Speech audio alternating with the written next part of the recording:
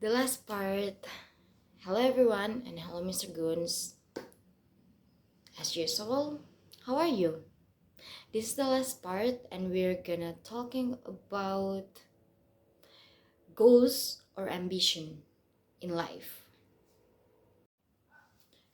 Okay, well, as a student, a lot of things that we want to achieve in our lives.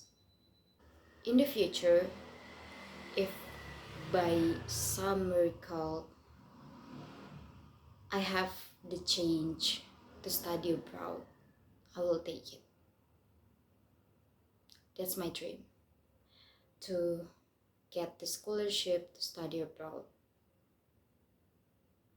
In the future, I want to found a job that's related to my major, which is international relation. The major that I can apply my knowledge and experience that I get from my study in college. So in order to achieve that, I will work harder, study harder, and pray harder as well.